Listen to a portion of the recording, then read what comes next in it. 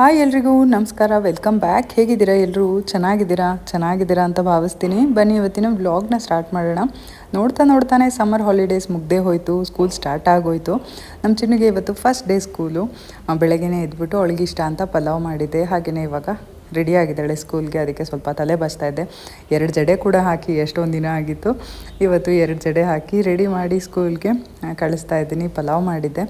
Pulao recipe ನಿಮಗೆ ಬೇಕಂದರೆ ನಾನು ಆಲ್ರೆಡಿ ಡಿಸ್ಕ್ರಿಪ್ಷನಲ್ಲಿ ಅಂತ ಇದ್ದೀನಿ. ಆಲ್ರೆಡಿ ನನ್ನ ಹಳೆ ವೀಡಿಯೋಸಲ್ಲಿ ತೋರಿಸಿದ್ದೀನಿ, ನೀವು ಚೆಕ್ ಮಾಡ್ಬೋದು. ನನ್ನ ಹಳೆ ವೀಡಿಯೋಸ್ಗೆ ಹೋಗಿ ಸಾಕಷ್ಟು ಸರಿ ತೋರಿಸಿದ್ದೀನಿ. ಪಲಾವ್ ಮಾಡಿಬಿಟ್ಟು ಆಮೇಲೆ ಮೊಸರು ಬಜ್ಜಿ ಮಾಡೋಣ ಅಂತ ಅಂದ್ಕೊಂಡೆ. ಆದರೆ ಇಲ್ಲಿ ಕೆಳಗಡೆ ನಮ್ಮ ನಂದಿನಿ ಪಾರ್ಲರವರು ಊರಿಗೆ ಹೋಗ್ಬಿಟ್ಟಿದ್ದಾರೆ, ತೆಗ್ದಿರಲಿಲ್ಲ. ಹಾಗಾಗಿ ಮೊಸರು ಬಜ್ಜಿ ಮಾಡೋಕ್ಕಾಗಲಿಲ್ಲ. ಇವತ್ತು ಬರೀ ಪಲಾವ್ ಮಾಡಿದ್ದೆ. ಚೆನ್ನಾಗಾಗಿತ್ತು ಪಲಾವು. ಅದಾದಮೇಲೆ ನಾನೇ ತಿನ್ನಿಸ್ತೀನಿ ಡೈಲಿ ಅವಳಿಗೆ. ಸ್ಕೂಲ್ಗೆ ಹೋಗಬೇಕಿದ್ರೆ ನೀವು ನನ್ನ ರೆಗ್ಯುಲರ್ ವ್ಯೂವರ್ಸ್ ಆಗಿದ್ದರೆ ಗೊತ್ತಿರುತ್ತೆ ನಿಮಗೆ. ಇಬ್ರಿಗೂ ಬೆಳಗ್ಗೆ ನಾನೇ ತಿನ್ನಿಸಿ ಕಳಿಸ್ತೀನಿ. ಅದು ಅಲ್ಲದೆ ತರಕಾರಿ ಎಲ್ಲ ಸೈಡಿಗೆ ಎತ್ತಿಡ್ತಾರೆ, ಅವ್ರ ಕೈಲಿ ಕೊಟ್ಟರೆ ತಿನ್ನೋಕ್ಕೆ. ಬಿಸಿ ಬೇರೆ ಇರುತ್ತೆ, ತಿನ್ನೋಕ್ಕೆ ಕಷ್ಟ ಆಗುತ್ತೆ ಅಂತ ಬೇಗ ನಾನೇ ತಿನ್ನಿಸ್ಬಿಟ್ಟು ಕಳಿಸ್ತೀನಿ. ನೋಡ್ತಾ ವರ್ಷಗಳು ಎಷ್ಟು ಬೇಗ ಕಳೆದೋಗುತ್ತೆ ಅಲ್ವಾ? ನನಗೂ ಹಾಗೆ ಅನ್ನಿಸ್ತಾ ಇದೆ. ಇನ್ನೂ ಅವಳನ್ನ ಕರ್ಕೊಂಡು ಹೋಗಿ ನಾವು LKGನಲ್ಲಿ ಇಂಟರ್ವ್ಯೂ ಅಟೆಂಡ್ ಮಾಡಿ ಸ್ಕೂಲಿಗೆ ಸೇರಿಸಿದ್ದು ಇನ್ನೂ ತುಂಬ ಚೆನ್ನಾಗಿ ನೆನಪಿದೆ ನನಗೆ. ಅಷ್ಟು ಬೇಗ ಆಲ್ರೆಡಿ 7th ಸ್ಟ್ಯಾಂಡರ್ಡ್ ಆಗಿಬಿಟ್ಟಿದ್ದಾಳೆ. ನಮ್ಮ ಕೃಷ್ಣನೂ ಅಷ್ಟೇ ಇತ್ತೀಚೆಗೆ ಪಾಪು ಥರ ಇದ್ದ, ಇವಾಗ ಆಲ್ರೆಡಿ ಅವನು ಕೂಡ 3rd ಸ್ಟ್ಯಾಂಡರ್ಡ್ ಆಗಿಬಿಟ್ಟಿದ್ದಾನೆ. ನನಗಂತೂ ನಂಬಕ್ಕೆ ಆಗ್ತಾಯಿಲ್ಲ. ಸ್ಕೂಲ್ಗೆ ಹೋಗ್ಬೇಕು ಅಂತ ರಾತ್ರಿಯಲ್ಲಿ ನಿದ್ದೆ ಮಾಡಲ್ಲ ಮಾತ್ರ. ಸ್ಕೂಲ್ಗೆ ಹೋಗ್ಬೇಕು ನಾನು ಅಂತ.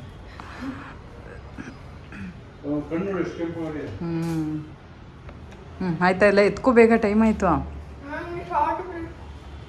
ಬೇಗ ಅಲ್ಲಿ ಹೋಗ್ತಾ ತೊಗೊಂಡೋಗುವಂತೆ ಸ್ಕೂಲ್ ಹತ್ರ ನಂದಿನಿ ಪಾರ್ಲರಲ್ಲಿ. ಈಗ ಸಿಗುತ್ತಲ್ಲೇ.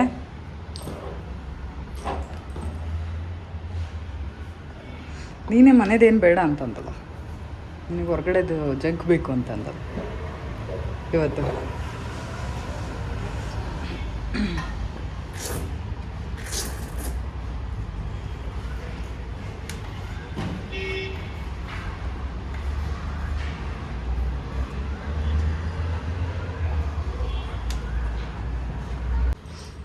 Seventh standard first day school. ಏನನ್ನಿಸ್ತಿದೆ ಹೋಗ್ತಾ ಇರೋದು?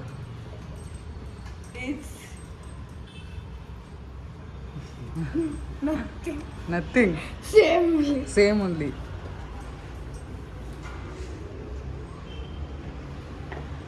ನೀನು ಯಾವಾಗಲೂ ಖುಷಿಯಾಗೇ ಹೋಗ್ತೀಯ ಬಿಡು ಸ್ಕೂಲ್ಗೆ, ಅವಾಗಿಂದ ಅದೇ ಹೊಳ್ದು.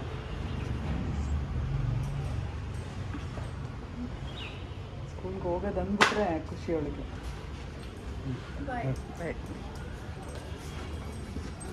ಬಾಯ್.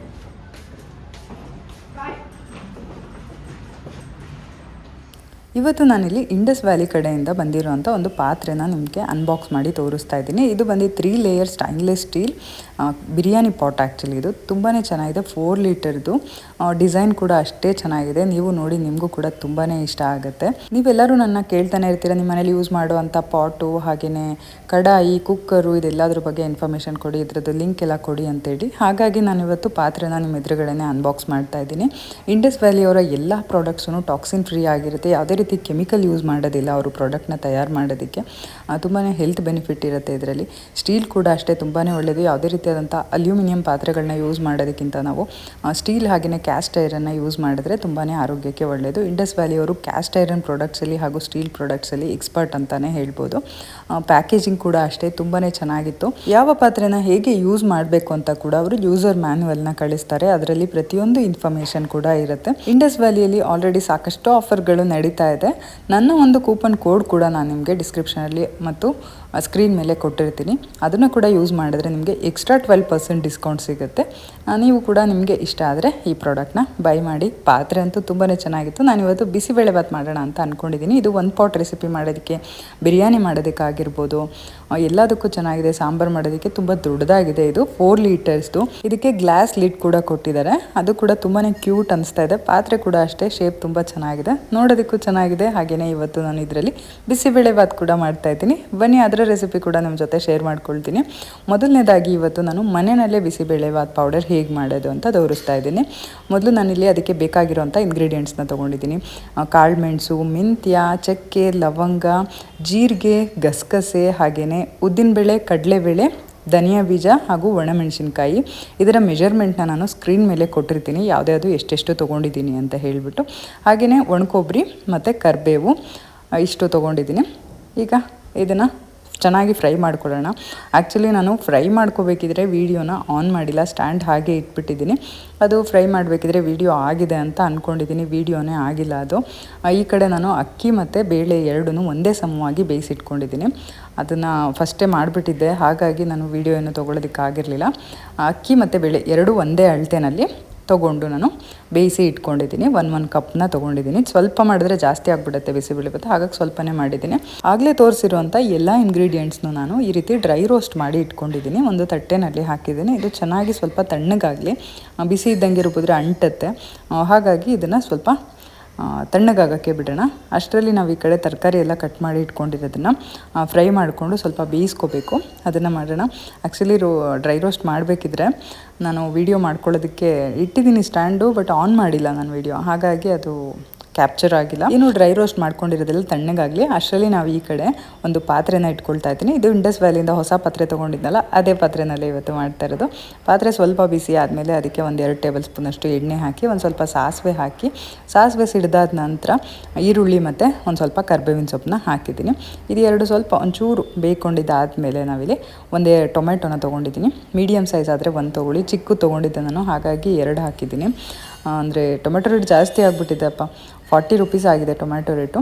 ಇವಾಗ ಇದಕ್ಕೆ ಸ್ವಲ್ಪ ರುಚಿಗೆ ತಕ್ಕಷ್ಟು ಉಪ್ಪು, ಹಾಗೆಯೇ ಸ್ವಲ್ಪ ಅರಿಶಿನ ಪುಡಿ. ಟೊಮೆಟೊ ಹಾಕಿದಾಗ ಯಾವಾಗಲೂ ಉಪ್ಪು ಅರಿಶಿನ ಪುಡಿ ಹಾಕಿದ್ರೆ ಟೊಮೆಟೊ ಚೆನ್ನಾಗಿ ಮ್ಯಾಶಾಗಿ ಬೇಯ್ಕೊಳ್ಳುತ್ತೆ. ಹಾಗಾಗಿ ನಾನು ಉಪ್ಪು ಮತ್ತು ಅರಿಶಿನ ಪುಡಿನ ಹಾಕ್ತಾಯಿದ್ದೀನಿ. ಇದು ಹಾಕ್ಬಿಟ್ಟು ಚೆನ್ನಾಗಿ ಒಂದು ಸ್ವಲ್ಪ ಫ್ರೈ ಆಗಿದ ನಂತರ ಇದಕ್ಕೆ ವೆಜಿಟೇಬಲ್ಸ್ನ ಕಟ್ ಮಾಡಿರೋಂಥ ತರಕಾರಿನ ಹಾಕ್ಕೊಳ್ಳೋಣ. ನಾನಿಲ್ಲಿ ಬೀನ್ಸು, ಕ್ಯಾರೆಟು, ಆಲೂಗಡ್ಡೆ ಮತ್ತು ಸ್ವಲ್ಪ ನವಿಲುಕೋಸನ್ನ ತೊಗೊಂಡಿದ್ದೀನಿ. ಇಷ್ಟನ್ನು ಚೆನ್ನಾಗಿ ಎಣ್ಣೆಯಲ್ಲಿ ಫ್ರೈ ಆಗಲಿ ಇದು. ಅದಾದಮೇಲೆ ಇದಕ್ಕೆ ಹುಣಸೆ ರಸನ ಹಾಕೋಣ, ಸ್ವಲ್ಪ ಫ್ರೈ ಆಗಲಿ ಎಣ್ಣೆಯಲ್ಲಿ. ಆಮೇಲೆ ಇದಕ್ಕೆ ನಾವು ಹುಣಸೆ ರಸ ಹಾಕಬೇಕು. ಇವಾಗ ಇಲ್ಲಿ ಇದು ಏನು ಡ್ರೈ ರೋಸ್ಟ್ ಮಾಡಿ ಇಟ್ಕೊಂಡಿದ್ನಲ್ಲ, ಅದೆಲ್ಲದು ಚೆನ್ನಾಗಿ ತಣ್ಣಗಾಗಿದೆ. ಇದನ್ನು ನಾವು ಮಿಕ್ಸಿ ಜಾರ್ಗೆ ಹಾಕಿ ಚೆನ್ನಾಗಿ ಪೌಡರ್ ಮಾಡ್ಕೊಳ್ಳೋಣ. ಕೊನೆಯಲ್ಲಿ ಇದಕ್ಕೆ ಸ್ವಲ್ಪ ಇಂಗು ಕೂಡ ಹಾಕ್ಕೊಂಡು ಗ್ರೈಂಡ್ ಮಾಡ್ಕೊಳ್ತಾ ಇದ್ದೀನಿ. ನೀವು ಇದನ್ನು ಜಾಸ್ತಿ ಮಾಡ್ಕೊಂಬಿಟ್ಟು ಸ್ಟೋರ್ ಮಾಡಿ ಇಟ್ಕೊಬೋದು. ಏರ್ಟೈಟ್ ಕಂಟೈನರಲ್ಲಿ ಸ್ಟೋರ್ ಮಾಡಿ ಇಟ್ಕೊಂಡು ನೀವು ಯಾವಾಗಾದರೂ ಯೂಸ್ ಮಾಡ್ಕೋಬೋದು. ತುಂಬಾ ಚೆನ್ನಾಗಿರುತ್ತೆ. ಇದ್ರ ಜೊತೆಗೆ ಎಳ್ಳು ಕೂಡ ಹಾಕ್ಕೋಬೇಕು. ಎಳ್ಳು ಒಂದು ಮಿಸ್ಸಿಂಗ್ ಆಗಿದೆ. ನಾನು ಲಾಸ್ಟ್ ವೀಕ್ ತಾನೇ ಇದು ಏನಪ್ಪ ಪುಳಿಯೋಗರೆ ಪುಡಿ ಮಾಡಿದ್ನಲ್ಲ, ಹಾಗಾಗಿ ಎಳ್ಳೆಲ್ಲ ಪುಳಿಯೋಗರೆ ಗೊಜ್ಜು ಮಾಡಿದ್ದೆ, ಹಾಗಾಗಿ ಎಳ್ಳೆಲ್ಲ ಖಾಲಿ ಆಗೋಯಿತು. ಎಳ್ಳು ತಂದಿಲ್ಲ ಇನ್ನು, ಅದಕ್ಕೆ ಎಳ್ಳೇನೂ ಹಾಕಿಲ್ಲ. ಎಳ್ಳು ಒಂದು ಹಾಕ್ಕೊಳ್ಳಿ, ಮರ್ತೋಯ್ತು ಅವಾಗಲೇ ಹೇಳೋದು, ಇವಾಗ ಹೇಳ್ತಾ ಇದ್ದೀನಿ. ಹಾಗೆಯೇ ಇಲ್ಲಿ ವೆಜಿಟೇಬಲ್ಸ್ ಕೂಡ ಸ್ವಲ್ಪ ಕುಕ್ ಆಗಿದೆ. ಇವಾಗ ಇದಕ್ಕೆ ನಾನು ಹುಣಸೆ ರಸನ ಹಾಕ್ಕೊಳ್ತೀನಿ. 1 ಕಪ್ಪಷ್ಟು ಹುಣಸೆ ರಸ ಹಾಕ್ಕೊಳ್ತಾ ಇದ್ದೀನಿ. ನಾನು ಇಲ್ಲಿ ಜಾಸ್ತಿ ಮಾಡ್ತಾಯಿಲ್ಲ, ಯಾಕಂದರೆ ಅನಿಲ್ ಬೆಳಗ್ಗೆ ಮುದ್ದೆ ತಿಂತಾರೆ. ಹಾಗಾಗಿ ಬೆಳ್ಳಿ ಆಲ್ರೆಡಿ ಹೋಗಾಯಿತು, ಅವಳಿಗೆ ಕೂಡ ಒಂದು ಸ್ವಲ್ಪ ಏನೋ ಮಾಡಿಕೊಟ್ಟಿದ್ದೆ, ಅವಳು ತಿನ್ಕೊಂಡು ಹೋಗ್ಬಿಟ್ಲು. ಅದಾದಮೇಲೆ ನಾನಿವಾಗ ಮಧ್ಯಾಹ್ನ ಲಂಚ್ ಬಾಕ್ಸ್ಗೆ ಅನಿಲ್ಗೆ ಬಿಸಿಬೇಳೆಭಾತ್ ಮಾಡ್ತಾ ಇರೋದು. ಇಲ್ಲಿ ಒಂದು ಸ್ವಲ್ಪ ಚಿಲ್ಲಿ ಪೌಡರ್ ಕೂಡ ಹಾಕಿದ್ದೀನಿ, ಒಂದು ಅರ್ಧ ಚಮಚದಷ್ಟು ಚಿಲ್ಲಿ ಪೌಡರ್ ಹಾಕಿದ್ದೀನಿ ಹುಣಸೆ ರಸ ಹಾಕಿದ್ಮೇಲೆ. ಇವಾಗ ಇದಕ್ಕೆ ಒಂದು ಸ್ವಲ್ಪ ಮುಚ್ಚಿಬಿಟ್ಟು ಹುಣಸೆ ರಸ ಕೂಡ ಒಂಚೂರು ಬೇಯ್ಕೊಳ್ಳಿ, ಹಸಿ ವಾಸನೆ ಎಲ್ಲ ಹೋಗಲಿ. ಅದಾದಮೇಲೆ ಇದಕ್ಕೆ ರುಬ್ಬಿರೋ ಅಂಥ ಮಸಾಲೆ ಪೌಡರ್ನ ಹಾಕ್ಕೊಳ್ತಾ ಇದ್ದೀನಿ. ಎಷ್ಟು ಬೇಕೋ ಅಷ್ಟು ಹಾಕ್ಕೊಳ್ಳಿ. ನಾನು ಒಂದು 2 ರಿಂದ 3 ಚಮಚದಷ್ಟು ಮಸಾಲೆ ಪೌಡರ್ನ ಹಾಕ್ಕೊಂಡು ಇದನ್ನು ಕೂಡ ಹಸಿ ವಾಸನೆ ಎಲ್ಲ ಹೋಗೋವರೆಗೂ ಬೇಯಿಸ್ಕೊಳ್ಳೋಣ. ಮಸಾಲೆ ವಾಸನೆ ಎಲ್ಲ ಸ್ವಲ್ಪ ಒಂಚೂರು ಇದಾಗೋವರೆಗೂ ಬೇಯಿಸ್ಕೊಳ್ಳೋಣ. ತುಂಬಾ ಚೆನ್ನಾಗಿರುತ್ತೆ, ಟೇಸ್ಟ್ ಕೂಡ ಅಷ್ಟೇ ಚೆನ್ನಾಗಿರುತ್ತೆ. ನೀವು ಕೂಡ ಟ್ರೈ ಮಾಡಿ, ಹೇಗೆ ಬಂತು ಅಂತ ಕಮೆಂಟ್ ಮಾಡಿ ತಿಳಿಸೋದನ್ನ ಮರಿಬೇಡಿ. ಹಾಗೆಯೇ ಇವಾಗ ನೀರು ಎಷ್ಟು ಬೇಕೋ ಅಷ್ಟು ಬಿಸಿಬೇಳೆಭಾತ್ಗೆ ಹಾಕ್ಕೋಬೇಕು. ನಾನು ಸ್ವಲ್ಪ ನೀರು ಜಾಸ್ತಿನೇ ಹಾಕ್ಕೊಳ್ತೀನಿ, ಯಾಕೆಂದರೆ ಲಂಚ್ ಬಾಕ್ಸ್ಗೆ ಕಳಿಸೋದಲ್ವಾ, ಅಲ್ಲಿ ಗಟ್ಟಿ ಆಗಿಬಿಡುತ್ತೆ ಬಿಸಿಬೇಳೆಭಾತು, ಹಾಗಾಗಿ ಒಂಚೂರು ಜಾಸ್ತಿ ನೀರು ಹಾಕ್ಕೊಂಡಿದ್ದೀನಿ. ಈ ಕಡೆ ನೋಡಿ ಅಕ್ಕಿ ಮತ್ತು ಬೇಳೆ ಎರಡೂ ಬೇಯಿಸಿಟ್ಟಿದ್ನಲ್ಲ, ಅದು ಕೂಡ ರೆಡಿಯಾಗಿದೆ. ಇವಾಗ ಇದನ್ನು ಆ ಮಸಾಲೆ ಎಲ್ಲ ಸ್ವಲ್ಪ ಕುದ್ದಾದಮೇಲೆ ಅದರೊಳಗಡೆ ಹಾಕಿ ಮಿಕ್ಸ್ ಮಾಡಿದ್ರೆ ರೆಡಿ ಆಗುತ್ತೆ ನಮ್ಮ ಬಿಸಿಬೇಳೆಭಾತು. ಲಾಸ್ಟಲ್ಲಿ ಒಂದು ಸ್ವಲ್ಪ ತುಪ್ಪ, ಒಂದು 4 ಗೋಡಂಬಿ, ಒಂದು ಸ್ವಲ್ಪ ಒಣಮೆಣ್ಸಿನ್ಕಾಯಿ ಹಾಕಿ ಒಗ್ಗರಣೆ ಕೊಟ್ಬಿಟ್ರೆ ಬಿಸಿಬೇಳೆಭಾತ್ ಘಮ ಘಮ ಅಂತ ಸಖತ್ತಾಗಿ ರೆಡಿ ಆಗಿಬಿಡುತ್ತೆ. ಯಾರಿಗೆಲ್ಲ ಬಿಸಿಬೇಳೆಭಾತ್ ಇಷ್ಟ ಆಗುತ್ತೆ ಅಂತ ಕಮೆಂಟ್ ಮಾಡಿ ತಿಳಿಸಿ. ನಮ್ಮ ಮನೆಯಲ್ಲಿ ಎಲ್ಲರೂ ತಿಂತೀವಿ ಬಿಸಿಬೇಳೆಭಾತ್ನ, ಇಷ್ಟ ಅಂತ ಏನಿಲ್ಲ, ಇಷ್ಟಪಟ್ಟೆ ತಿಂತೀವಿ, ತುಂಬ ಇಷ್ಟ ಅಂತ ಏನಿಲ್ಲ. ನನ್ನ ಮನೇಲಿ ಎಲ್ಲರಿಗೂ ತುಂಬ ಇಷ್ಟ. ಅಂದರೆ ಪಲಾವು, ಬಿರಿಯಾನಿ ಈ ಥರ ಇಷ್ಟ ಆಗುತ್ತೆ. ಬಿಸಿಬೇಳೆಭಾತು ಪೊಂಗಲ್ಗಿಂತ ಪೊಂಗಲಂತೂ ಮಾಡೋದೇ ಇಲ್ಲ ನಾನು, ಇಷ್ಟ ಆಗಲ್ಲ, ಮಕ್ಕಳಂತೂ ತಿನ್ನೋದೇ ಇಲ್ಲ ಪೊಂಗಲು, ಹಾಗಾಗಿ ನಮ್ಮ ಮನೇಲಿ ಪೊಂಗಲ್ ಮಾಡಲ್ಲ. ಒಗ್ಗರಣೆ ಎಲ್ಲ ಹಾಕಿ ಆದಮೇಲೆ ಲಂಚ್ ಬಾಕ್ಸ್ ಕೂಡ ಪ್ಯಾಕ್ ಮಾಡಿಬಿಟ್ಟೆ. ಇದಾಗಿತ್ತು ಬಿಸಿಬೇಳೆಭಾತ್ ರೆಸಿಪಿ. ನಿಮಗೆಲ್ಲ ಈ ಒಂದು ರೆಸಿಪಿ ಇಷ್ಟ ಆಗಿದರೆ ಖಂಡಿತ ಟ್ರೈ ಮಾಡಿ, ಹೇಗೆ ಬಂತು ಅಂತ ಕಮೆಂಟ್ ಮಾಡಿ ತಿಳಿಸೋದನ್ನ ಮರಿಬೇಡಿ. ಇವತ್ತು ಫ್ರೈಡೇ ಆಗಿರೋದ್ರಿಂದ ಏನು ಮಾಡಿದೆ, ಪೂಜೆಗೆ ಹೂವು ಮಾತ್ರ ಚೇಂಜ್ ಮಾಡಿದೆ. ನಿನ್ನೆ ಬುದ್ಧ ಪೌರ್ಣಮಿ ಇತ್ತಲ್ವ, ಎಲ್ಲ ಪೂಜೆ ಮಾಡಿದೆ ನೀಟಾಗಿ, ದೇವ್ರ ಪೂಜೆ ಸಾಮಾನೆಲ್ಲ ಬೆಳ್ಕೊಂಡು ನೀಟಾಗಿ ಪೂಜೆ ಮಾಡಿದ್ದೆ. ಹಾಗಾಗಿ ಇವತ್ತೇನು ಮಾಡಿದೆ, ಸಿಂಪಲಾಗಿ ಹೂವು ಎಲ್ಲ ತೆಗೆದ್ಬಿಟ್ಟು ಪೂಜೆ ಮಾಡಿದೆ ಅಷ್ಟೇ. ಇವಾಗ ನಮ್ಮ ಕೃಷ್ಣಂಗೆ ಕೂಡ ತಿಂಡಿ ತಿನ್ನಿಸ್ತಾ ಇದ್ದೀನಿ. ತರಕಾರಿ ಎಲ್ಲ ಹಾಗೆ ಎತ್ತಿಡ್ತಾನೆ ಅಂತ ಹೇಳ್ಬಿಟ್ಟು ನಾನೇ ತಿನ್ನಿಸ್ತಾ ಇದ್ದೀನಿ. ಇದ್ರ ಜೊತೆಗೆ ಇವತ್ತು ಟೈಟಲಲ್ಲಿ ನೀವೆಲ್ಲ ನೋಡಿರ್ತೀರ, ಅದ್ರ ಬಗ್ಗೆ ಒಂದಷ್ಟು ಮಾತಾಡೋಣ. ನಾನು ಈ ಒಂದು ವಿಚಾರನ ಡೈರೆಕ್ಟಾಗೆ ಕೂತ್ಕೊಂಡು ಮಾತಾಡಬೇಕು ಅಂತ ಇದ್ದೆ, ಆದರೆ ಮಾತಾಡಿದ್ದೀನಿ, ಅದೇನು ಕೇಳಿಸ್ತಾ ಇಲ್ಲ. ತುಂಬ ಡಿಸ್ಟರ್ಬೆನ್ಸ್ ಇದೆ, ಸಿಕ್ಕಾಪಟ್ಟೆ ಡಿಸ್ಟರ್ಬೆನ್ಸ್ ಇದೆ ನಮ್ಮ ಮನೆ ಹತ್ರ. ಹಾಗಾಗಿ ನಾನು ವಾಯ್ಸ್ ಓವರ್ನ ಕೊಡ್ತಾಯಿದ್ದೀನಿ, ಏನು ತಿಳ್ಕೊಬೇಡಿ, ತಪ್ಪು ತಿಳ್ಕೊಬೇಡಿ. ಆ್ಯಕ್ಚುಲಿ ಮನೆ ಮತ್ತು ಫ್ಲ್ಯಾಟು ಈ ರೀತಿ ಎಲ್ಲ ಸಖತ್ತು ಕನ್ಫ್ಯೂಷನ್ಸು, ಯಾವ್ದು ತೊಗೋಬೇಕು ಅಂಥೇಳಿ. ತುಂಬ ಜನಕ್ಕೆ ಫ್ಲ್ಯಾಟು ಬೇಗ ಸಿಕ್ಬಿಡುತ್ತೆ, ಹಾಗೆಯೇ ಕಡಿಮೆಗೆ ಸಿಗುತ್ತೆ, ನಮ್ಮ ಬಜೆಟಲ್ಲಿ ಸಿಗುತ್ತೆ, ತೊಗೋಬೋದಾ ಏನು ಅಂಥೇಳಿ. ತುಂಬ ಫ್ಯೂಚರ್ ಅಂತ ಅಂದರೆ ನಮ್ಮ ಮಕ್ಕಳ ಕಾಲಕ್ಕೆ ಯೋಚನೆ ಮಾಡಿದ್ರೆ ನಮಗೆ ಅದರಿಂದ ಸ್ವಲ್ಪ ರೇಟು ಕಡಿಮೆ ಆಗ್ಬೋದು, ಅಂದರೆ ನಮಗೆ ನಮ್ಮ ಒಂದು ರೇಟ್ ಸಿಗದೇ ಇರ್ಬೋದು, ಈ ರೀತಿ ಒಂದು ರಿಟರ್ನ್ಸ್ ಸಿಗದೇ ಇರ್ಬೋದು, ಈ ರೀತಿ ಒಂದು ಯೋಚನೆ ಇರುತ್ತೆ. ಅದೇ ನಾವು ಈಗ ಸದ್ಯಕ್ಕೆ ಯೋಚನೆ ಮಾಡಿದ್ರೆ ಅಂತ ಅಂದರೆ ನಮಗೆ ಸಾಕು, ನಮ್ಮ ಒಂದು 20-30 ವರ್ಷ ಏನೂ ತೊಂದರೆ ಇಲ್ಲ, ಆ ಥರ ಇರ್ಬೋದು ಆರಾಮಾಗಿ. ಒಂದು 20-30 ವರ್ಷ ಅಂತೂ ಏನೂ ತೊಂದರೆ ಆಗೋಲ್ಲ. 50 ವರ್ಷವೂ ಏನೂ ತೊಂದರೆ ಆಗೋಲ್ಲ ಅಂತ ನನಗನ್ಸುತ್ತೆ. ಯಾಕೆಂದರೆ ನಾನು ಇಲ್ಲೆಲ್ಲ ನೋಡಿದ್ದೀನಲ್ಲ, ಏನೂ ತೊಂದರೆ ಆಗೋಲ್ಲ. ಫ್ಲ್ಯಾಟ್ ಆರಾಮಾಗಿ ನೀವು ತೊಗೋಬೋದು. ಎಲ್ಲ ಎಮ್ಯುನಿಟೀಸ್ ಇರೋವಂಥ ಫ್ಲ್ಯಾಟ್ ತೊಗೊಂಡ್ರೆ ರೇಟ್ ಕೂಡ ಜಾಸ್ತಿ ಆಗುತ್ತೆ. ಅಂದರೆ ನೀವು ನೋಡಿಬಿಟ್ಟು ಒಳ್ಳೆ ಬಿಲ್ಡರ್ ಹತ್ರ ಫ್ಲ್ಯಾಟ್ ತೊಗೊಂಡ್ರೆ ಅಟ್ ಪ್ರೆಸೆಂಟ್ ಏನು ರೇಟ್ ಇರುತ್ತೆ ಆ ರೇಟೇ ನಿಮ್ಮ ಫ್ಲ್ಯಾಟ್ ಕೂಡ ಇರುತ್ತೆ. ತುಂಬ ಕಡಿಮೆ ಏನೂ ಆಗೋಲ್ಲ. ಇದು ನನ್ನ ಒಂದು ಅಭಿಪ್ರಾಯ, ಪರ್ಸ್ನಲ್ ಒಪಿನಿಯನ್. ಇದು ಯಾವುದೇ ರೀತಿ ಇನ್ಫ್ಲೂಯೆನ್ಸ್ ಮಾಡಬೇಕು ಅಂತಲ್ಲ. ಯಾಕೆಂದರೆ ತುಂಬ ಜನ ಹೇಳ್ತಿರ್ತಾರೆ ಫ್ಲ್ಯಾಟು ರೇಟ್ ಕಡಿಮೆ ಆಗುತ್ತೆ, ಇನ್ವೆಸ್ಟು ರೇಟ್ ಮಾಡಿಬಿಡಿ, ವೇಸ್ಟು ಅಂತ ಹೇಳಿ. ಹಾಗಾಗಿ ನಿಮ್ಮ ಬಜೆಟ್ಗೆ ಬರುತ್ತೆ ಅಂದರೆ ಖಂಡಿತ ತೊಗೊಳ್ಳಿ, ಏನು ತೊಂದರೆ ಇಲ್ಲ. ಯಾಕೆಂದರೆ ಎಲ್ಲರಿಗೂ ಇಂಡಿವಿಜುವಲ್ ಆಗಿ ಸೈಟ್ ತೊಗೊಂಡು ಮನೆ ಕಟ್ಟೋದಕ್ಕೆ ಕಷ್ಟ ಆಗುತ್ತೆ. ಹಾಗಾಗಿ ಈ ರೀತಿ ಒಂದು ಮಾಡ್ಬೋದು. ಇಲ್ಲ ಕಟ್ಟಿರೋ ಮನೆ ತೊಗೋಬೇಕಂದ್ರೂ ಅಷ್ಟೇ ಕಷ್ಟ ಆಗುತ್ತೆ, ಅದನ್ನು ನಮಗೆ ಬೇಕಾಗಿರೋ ಲೊಕೇಶನಲ್ಲಿ ಸಿಗೋದಿಲ್ಲ. ಫ್ಲ್ಯಾಟು ಅಷ್ಟೇ ಏನು ಕಡಿಮೆ ಇಲ್ಲ. ಈಗ ನಮ್ಮನೆ ಹತ್ರನೇ, ನಮ್ಮನೆ ಎದುರುಗಡೆನೇ ಒಂದು ಹೊಸದಾಗಿ ಮಾಡ್ತಾಯಿದ್ದಾರೆ. ಅಲ್ಲಿ ಬಂದು ಮುಂಚೆ ನಾವು ಕೇಳಿದಾಗ 1.8 ಹೇಳಿದರು, ನೆಗೋಷಿಯಬಲ್ ಇತ್ತು. ಇವಾಗ ಕೇಳಿದ್ರೆ 2.9 ಲ್ಯಾಕ್ ಹೇಳ್ತಾ ಇದ್ದಾರೆ. ಆವಾಗ 1.8, 1,80,00,000 ಹೇಳಿದರು. ಈ ಥರ ರೇಟು ಕೂಡ ಬರ್ತಾ ಜಾಸ್ತಿ ಆಗ್ತಾ ಹೋಗುತ್ತೆ ಫ್ಲ್ಯಾಟ್ದು ಕೂಡ. ಹಾಗಾಗಿ ನೋಡಿಬಿಟ್ಟು ತೊಗೋಬೋದು. ರೆಂಟ್ ಕೂಡ ಅಷ್ಟೇ, ನೀವು ರೆಂಟ್ ಕೊಡ್ತೀರಾ ಅಂತ ಅಂದರೆ ತುಂಬ ಹಳೇದಾಗಿದ್ದರೆ ಕಡಿಮೆ ಆಗುತ್ತೆ ರೆಂಟು, ಇಲ್ಲ ಅಂತ ಅಂದರೆ ರೆಂಟ್ ಜಾಸ್ತಿನೇ ಆಗುತ್ತೆ. ಈಗ ಫಾರ್ ಎಕ್ಸಾಂಪಲ್ ಇವಾಗ ನಮ್ಮನೆ 2 ವರ್ಷ ಆಯಿತು, ಇವಾಗ ಇನ್ಕ್ರೀಸ್ ಮಾಡಿದ್ದಾರೆ ರೆಂಟು. ಮತ್ತು ಲೀಸು ಅಷ್ಟೇ 15 ಇತ್ತು, 20 ಮಾಡಿದ್ದಾರೆ ಇವಾಗ. ರೆಂಟು ಅಷ್ಟೇ 25ರಿಂದ 28 ಈ ರೀತಿ. ಅದ್ರ ಜೊತೆಗೆ ಮೇಂಟೆನೆನ್ಸು, ವಾಟರ್ ಬಿಲ್ಲು ಎಲ್ಲ. ನಾವು ಕೂಡ ಅಷ್ಟೇ ರೆಂಟ್ಗೆ ಇಲ್ಲ ಲೀಸ್ಗೆ ನೋಡಿದ್ವಿ, ತುಂಬಾ ಕಾಸ್ಟ್ಲಿ ಇದೆ. ಅದಕ್ಕಿಂತ ನಾವೇ ಆರಾಮಾಗಿ ಏನು ಬಾಡಿಗೆ ಕಟ್ತೀವೋ ಅದನ್ನೇ EMI ಕಟ್ಬೋದು. ನಮ್ಮದಾಗತ್ತೆ, ಸ್ವಂತ ಆಗುತ್ತಲ್ಲ ಮನೆ ಅಂತ ನೋಡ್ತಾ ಇದ್ದೀವಿ. ಹಾಗೆಯೇ ತುಂಬ ಜನ ಸಜೆಸ್ಟ್ ಮಾಡಿದ್ದೇನು ಅಂತಂದರೆ, ನಿಮ್ಮ ಒಂದು ಸೈಟ್ ಇದೆಯಲ್ಲ ಅಲ್ಲೇ ಮನೆ ಕಟ್ಕೊಳ್ಳಿ, ಚೆನ್ನಾಗಿದೆಯಲ್ಲ ಅಂತ ಹೇಳಿಬಿಟ್ಟು. ಹೌದು, ಅಲ್ಲೂ ಕಟ್ತೀವಿ, ಅಲ್ಲಿ ಕಟ್ಟಬಾರ್ದು ಅಂತ ಏನಿಲ್ಲ. ಇಬ್ಬರಿದಾರಲ್ವ ನಮ್ಮ ಮನೇಲಿ ಮಕ್ಕಳು, ಹಾಗಾಗಿ ಇಬ್ಬರಿಗೂ ಒಂದೊಂದು ಏನಾದರೂ ಮಾಡಬೇಕಲ್ಲ. ಅದಕ್ಕೆ ಇಲ್ಲಿ ಏನಾದರೂ ಒಂದು ಫ್ಲ್ಯಾಟ್ ಏನಾದ್ರು ತೊಗೊಳ್ಳೋಣ, ಇಲ್ಲ ಮನೆ ಏನಾದ್ರು ತೊಗೊಳ್ಳೋಣ ಅಂತ ಒಂದು ಪ್ಲ್ಯಾನ್ ಇದೆ. ಹಾಗಾಗಿ ನಾವು ಇನ್ನೊಂದು ಪ್ರಾಪರ್ಟಿನ ನೋಡ್ತಾ ಇದ್ದೀವಿ ಅಷ್ಟೇ. ಮಕ್ಕಳು ದೊಡ್ಡವ್ರು ಆಗ್ತಾ ಏನು ತೊಗೊಳೋದಕ್ಕೆ ಆಗೋದಿಲ್ಲ ಪ್ರಾಪರ್ಟಿನ. ಹಾಗಾಗಿ ಆದಷ್ಟು ಅವರು ಮಕ್ಕಳು ಚಿಕ್ಕವರಿದ್ದಾಗೆ ಏನಾದರೂ ಮಾಡ್ಕೋಬೇಕು ಅಂತ ಹೇಳಿ ನಾವು ಕೂಡ ತುಂಬ ಹೋರಾಡ್ತಾ ಇದ್ದೀವಿ, ಕಷ್ಟಪಡ್ತಾ ಇದ್ದೀವಿ. ನೋಡೋಣ ಆ ದೇವರು ನಮಗೆ ಅಂತ ಯಾವ ಮನೆ ಬರ್ತಿದ್ದಾನೆ ಅಂತ ಹೇಳಿಬಿಟ್ಟು. ಒಂದು ಸ್ವಂತ ಮನೆಗೆ ನಾವು ಯಾವಾಗ ಹೋಗ್ತೀವಿ ಅಂತ ನಮಗೂ ಕೂಡ ಕಾಯ್ತಾ ಇದ್ದೀವಿ. ನೋಡೋಣ ಯಾವಾಗ ಆಗುತ್ತೆ, ಎಷ್ಟು ಬೇಗ ಆಗುತ್ತೆ ಅಂತ. ನೀವೆಲ್ಲ ಯಾರೆಲ್ಲ ವಿಶ್ ಮಾಡಿದ್ದೀರಾ, ಯಾರೆಲ್ಲ ಸಜೆಸ್ಟ್ ಮಾಡಿದ್ದೀರಾ, ಎಲ್ಲರಿಗೂ ತುಂಬ ಹೃದಯದ ಧನ್ಯವಾದಗಳು. ತುಂಬಾ ಥ್ಯಾಂಕ್ಸ್. ನೀವು ಕೂಡ ಅಷ್ಟೇ ಯಾರಾದರೂ ನೋಡ್ತಾ ಇದ್ದರೆ ಖಂಡಿತ ನಿಮ್ಮ ಒಂದು ಸ್ವಂತ ಮನೆಗೆ ಹೋಗೋ ಥರ ಆಗಲಿ ಅಂತ ನಾನು ಕೂಡ ವಿಶ್ ಮಾಡ್ತೀನಿ. ಎಲ್ಲರಿಗೂ ಒಳ್ಳೆಯದಾಗಲಿ. ಮನೆ, ಸೈಟು, ಕಾರು, ಬಂಗ್ಲೆ ಇದೆಲ್ಲದಕ್ಕಿಂತ ಮೀರಿದು ಅಂತ ಅಂದರೆ ನೆಮ್ಮದಿ. ಫ್ಯಾಮಿಲಿ ಎಲ್ಲರ ಒಟ್ಟಿಗೆ ಖುಷಿಯಾಗಿ ನೆಮ್ಮದಿಯಾಗಿ ಇದ್ದರೆ ಅದಕ್ಕಿಂತ ಇನ್ನೇನು ಬೇಕು ಅಲ್ವಾ. ಕಾರು, ಬಂಗ್ಲೆ ಇದೆಲ್ಲದಕ್ಕಿಂತ ಸಂಬಂಧಗಳು ಮುಖ್ಯ ನನಗೆ. ನಾನು ಅದಕ್ಕೆ ಜಾಸ್ತಿ ಬೆಲೆ ಕೊಡ್ತೀನಿ. ಹಾಗಾಗಿ ನಾನು ದುಡ್ಡಿಗಿಂತ ಜಾಸ್ತಿ ಸಂಬಂಧಗಳಿಗೆ, ಪ್ರೀತಿ ವಿಶ್ವಾಸಕ್ಕೆ ಬೆಲೆ ಕೊಡ್ತೀನಿ ಯಾವಾಗಲೂ ಅಷ್ಟೇ. ತುಂಬ ಜನಕ್ಕೆ ದುಡ್ಡಿದ್ರೆ ಎಲ್ಲ ಬಂದುಬಿಡ್ತಾರೆ, ಎಲ್ಲರೂ ಬರ್ತಾರೆ ಅಂತ ಅಂದ್ಕೊಳ್ತಾರೆ. ಬಟ್ ನಾವು ಹೋಗೋದಿಲ್ಲ. ದುಡ್ಡಿದೆ ಅಂತ ಅಂದರೂ ಅಷ್ಟೇ, ದುಡ್ಡಿಲ್ಲ ಅಂತ ಅಂದರೂ ಅಷ್ಟೇ. ಪ್ರೀತಿ ವಿಶ್ವಾಸ ಇದ್ದರೆ ಮಾತ್ರನೇ ನಾವು ಹೋಗೋದು. ಪ್ರೀತಿ ವಿಶ್ವಾಸ ಇಲ್ಲ ಅಂತ ಅಂದರೆ ಆ ಕಡೆ ನಾವು ತಲೆನೂ ಹಾಕಲ್ಲ. ಆ ರೀತಿಯಾದಂಥ ನನ್ನ ಅಭಿಪ್ರಾಯ. ನೀವೆಲ್ಲರೂ ಅಷ್ಟೇ ಪ್ರೀತಿಯಿಂದ ಖುಷಿಯಿಂದ ಬಾಡಿಗೆ ಮನೆಯಲ್ಲೇ ಇರಿ ಅಥವಾ ಸ್ವಂತ ಮನೆಯಲ್ಲೇ ಇರಿ, ಖುಷಿಯಾಗಿರಿ, ಆರಾಮಾಗಿರಿ, ಫ್ಯಾಮಿಲಿ ಜೊತೆ ಚೆನ್ನಾಗಿರಿ, ನೆಮ್ಮದಿಯಾಗಿರಿ ಅಂತ ಹೇಳ್ತೀನಿ ನಾನು. ನೆಮ್ಮದಿಗಿಂತ ಇನ್ನೇನು ಬೇಕು ಅಲ್ವಾ? ಎಲ್ಲರೊಟ್ಟಿಗೆ ಖುಷಿಯಾಗಿ ನೆಮ್ಮದಿಯಾಗಿದ್ದರೆ ಅದೇ ಸ್ವರ್ಗ.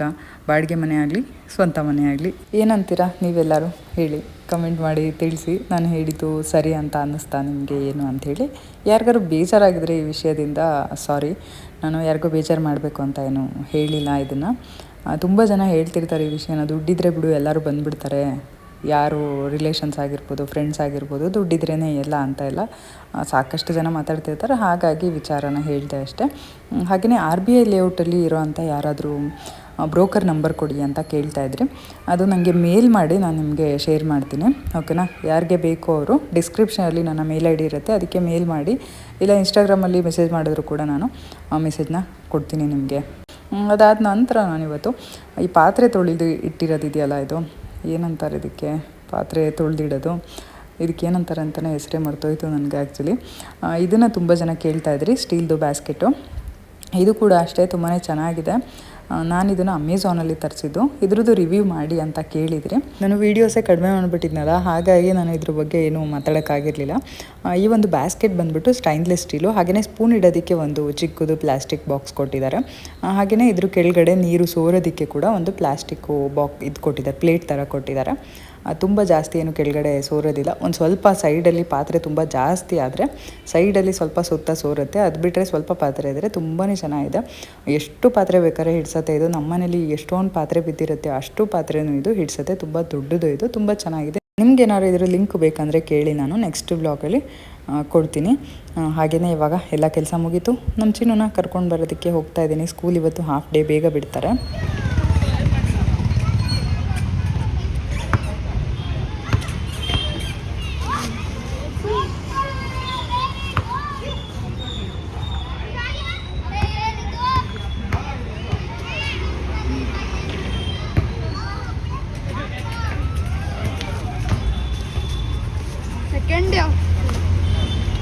ಹೆಂಗಿತ್ತು ಸೆಕೆಂಡ್ ಡೇ ಆಫ್ ಸ್ಕೂಲು? ಇವತ್ತು ಬರ್ಸಿದ್ರು ಒಂದು ಸ್ವಲ್ಪ ಕನ್ನಡ ಮತ್ತು ಮ್ಯಾಥ್ಸು. ಕನ್ನಡ ನೋಟ್ ಶುರು ಮಾಡಿದ್ದಾರೆ ಇವತ್ತು. ಕ್ಲಾಸ್ಗೆ ಬಂದಾದ್ಮೇಲೆ ಬರ್ಕೊ. ಹಣ್ಣು ಹೆಂಗಿದೆ? ಚೆನ್ನಾಗಿದೆಯಾ?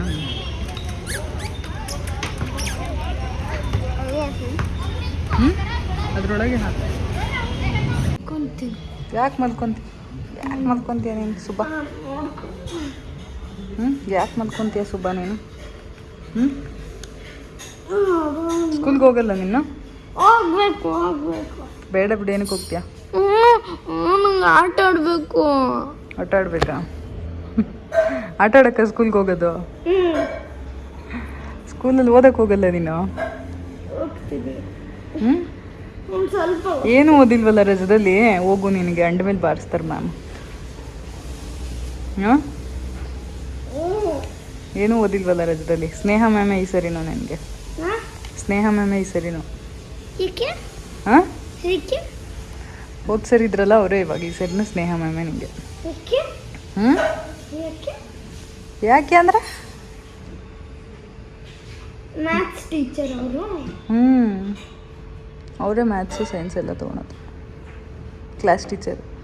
ಅವ್ರು ಕ್ಲಾಸ್ ಸೆಕೆಂಡ್ ಸ್ಟ್ಯಾಂಡರ್ಡ್ಗೆ ಇಲ್ಲ, ಥರ್ಡ್ ಇಲ್ಲ. ಅವರೇ ಬರ್ತಾರೆ ಮತ್ತೆ. ತೋರಿಸು ಕಳಿಸಿರೋದು, ತೋರಿಸು ಕಳಿಸಿರೋದು. ಅವರೇ ಮೆಸೇಜ್ ಕಳಿಸಿರೋದು ವಾಟ್ಸಪ್. ತೋರ್ಸಂಗಂದ್ರೆ ರೀಡ್ ಮಾಡಬೇಕು ನಾನು. ಸ್ನೇಹ ಮ್ಯಾಮೇ ಕಳಿಸಿರೋದು. ಅವರೇ ತೋರಿಸು, ರೀಡ್ ಮಾಡಬೇಕು. ಇರು, ವಿಡಿಯೋ ಆಗಲಿ ತೋರಿಸ್ತೀನಿ ಆಮೇಲೆ. ವಿಡಿಯೋ ಮುಗಿದ್ಮೇಲೆ ತೋರಿಸ್ತೀನಿ. ಸರಿ. ರಜದಲ್ಲಿ ಏನು ಓದಿಲ್ವಲ್ಲ, ಏನು ಮಾಡ್ತೀಯಾ? ಹಾಂ, ಏನು ಮಾಡ್ತೀಯಾ? ಏನಾರು ಕೇಳಿದ್ರೆ, ಟೇಬಲ್ಸ್ ಕೇಳಿದ್ರೆ ಏನು ಮಾಡ್ತೀಯಾ? ಬರುತ್ತಾ? ಬರೆಯಕ್ಕೆ ಬರುತ್ತೆ, ಹೇಳಕ್ಕೆ ಬರಲ್ಲ. ಹೇಳಕ್ಕೆ ತಾನೇ ಬರಬೇಕು. ಟೇಬಲ್ಸ್ ಬರೆಯಕ್ಕೆ ಬಂದರೆ ಸಾಕಾ?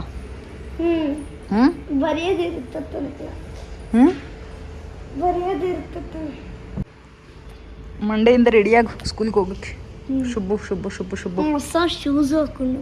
ಸರಿ, ಇವಾಗ ಏನು ಮಾಡಬೇಕು ಗೊತ್ತಾ? ನೀನು ಮ್ಯೂಟ್ ಮಾಡ್ಕೋಬೇಕು, ನಾನು ಸ್ವಲ್ಪ ಮಾತಾಡಬೇಕು, ಆಯಿತಾ? ವಿಡಿಯೋದಲ್ಲಿ. ಹಾಂ, ನೀನು ಸ್ವಲ್ಪ ಮ್ಯೂಟ್ ಮಾಡ್ಕೊಂಬಗ್ನೆ ಜಾಣ ನೀನು. ಓಕೆ.